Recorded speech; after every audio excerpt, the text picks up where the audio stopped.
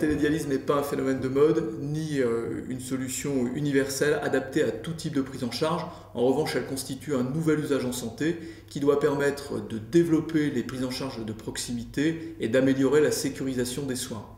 C'est en ce sens qu'on pense qu'elle est susceptible de rendre un certain nombre de services dans le domaine des pathologies chroniques.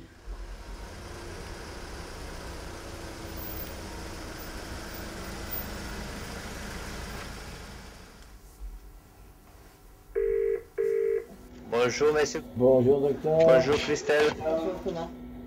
Donc on est prêt pour la télémédecine. D'accord.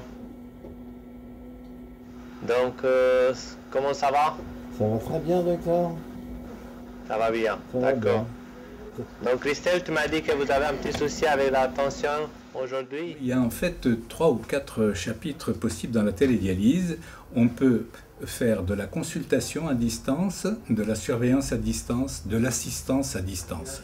Donc la consultation à distance permet au patient de consulter le médecin qui est dans un autre endroit où se trouve le patient pour le saisir d'un problème ponctuel au cours de sa dialyse, ce patient étant assisté de l'infirmière qui est sur place et qui peut aider le patient à donner les renseignements ou compléter les renseignements donnés par le patient.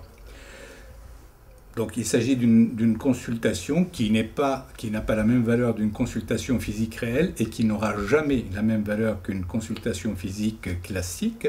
Elle vient en complément de la consultation et permet en temps réel d'agir auprès du patient. Tu peux me donner les valeurs de dernière séance, s'il te plaît? Oui.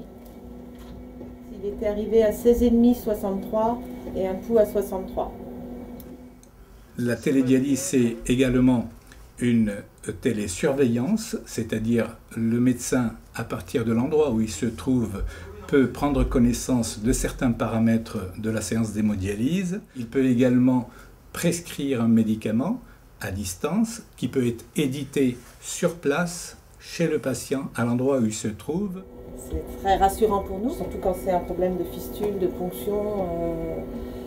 Là, on pourra directement leur montrer. Là, M. Gauthier avait en plus un problème au pied. On a pu montrer exactement l'image, parce que décrire les choses, c'est bien, mais et le patient entend la réponse en même temps que nous. L'infirmière aide à voir de quoi il s'agit et donne des renseignements complémentaires, puisqu'elle est sur place. Elle peut décrire d'une façon plus rapprochée la description du malade. Même si c'est un écran, l'échange reste le même. En fait. Ah oui, exactement. Oui, Et puis ils savent que de toute façon, les médecins passeront malgré tout une fois par semaine. Ça oui, changera pas. disons que c'est intéressant. Et puis pour moi, c'est une première, c'est une curiosité aussi. Non, c'est sympa. Nos récréatines n'ont pas bougé. Est-ce que vous mangez un peu plus salé que d'habitude, dernièrement? Oui, parce que j'ai mangé du poisson et des huîtres. Ah d'accord, ça peut expliquer aussi un peu la tension. Hein. Bah, ça se peut, oui, je sais pas surpris. Pour le moment, ça m'inquiète pas trop parce que chez vous, elle est tout à fait correcte. Pour 2 séances, on va mettre à 139. 139 le sodium? Oui. Donc, je te fais la modification tout de suite. Les casques, c'est surtout pour la confidentialité. Il est évident que le patient ne se trouve pas seul dans la salle où il est dialysé, qu'il y a d'autres patients. Je viens de reprendre une tension pour voir, comme ça faisait un petit moment qu'on avait baissé le poids là déjà, et en fait elle est encore montée. Évidemment, ils peuvent entendre ce que dit le patient, mais il parle à voix basse. Les patients, l'entourage, n'entend pas ce que le médecin dit. L'infirmière est également équipée d'un casque, donc elle participe à la télécommunication, à la télédialyse. La tension a monté aussi un peu. Oui, alors attends. La dernière séance, la tension, elle était à 16 au départ. 16,5.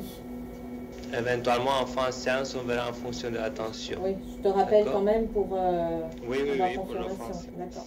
La télédialyse apporte un service complémentaire aux malades. Ça permet de travailler en quelque sorte en temps réel. Ça permet également de libérer du temps au médecin qui n'est pas obligé de se déplacer parce que ces structures de dialyse sont distantes de l'endroit où se trouve le médecin, sachant que bien entendu le déplacement, quand il est nécessaire, est fait dans les minutes qui suivent. La séance s'est bien terminée. La tension est descendue un petit peu. Là, on est à 141,43 de tension pour un pouls à 60. Si on peut diminuer un peu plus, à la limite. Et le sodium cristal va rester à 139. D'accord, très bien. D'accord. Et là, le poids, vous me l'avez mis à combien là? Et j'ai baissé de 200 grammes. Donc c'est Donc il sera à 69 69,600 maintenant. D'accord. Je vous souhaite un bon week-end. Et à vous aussi, docteur. La semaine prochaine. À la semaine Au revoir. prochaine. Merci, au revoir Thomas. Notre particularité, notre force à l'ECHO, c'est que nous avons un logiciel qui est complet. C'est le dossier patient informatisé dans lequel nous introduisons tout l'historique du patient, ses antécédents, sa pathologie, l'historique de son abord vasculaire, son traitement, les différents examens qu'il a eus et les résultats de ces examens. En résumé, la télédialyse bénéficie d'un contexte triplement favorable, sur un plan réglementaire tout d'abord, puisque la loi HPST a précisé le cadre d'exercice. Sur un plan politique, le développement de la télémédecine est porté par les agences régionales de santé. Et enfin, sur un plan technologique, il est aujourd'hui assez aisé de transférer de l'image et du son d'un site vers un autre. Donc tous ces éléments regroupés laissent penser qu'il existe des perspectives et un développement pour la télédialyse en France.